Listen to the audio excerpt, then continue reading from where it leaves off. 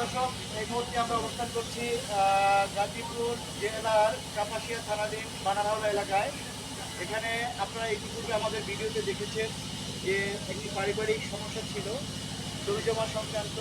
সেই সমস্যাটি আজকে মাপজুপের মাধ্যমে আমিনদের সমন্বয়ে মাপজুপের মাধ্যমে বিষয়টি সম্পন্ন হয়েছে। আমিন সাহেব এখানে উপস্থিত আছেন, আমাদের সবার প্রিয় জনাব আওলাদ ভাই এবং তার সাহিব, দুজনে সব মাপজোপ করেছেন।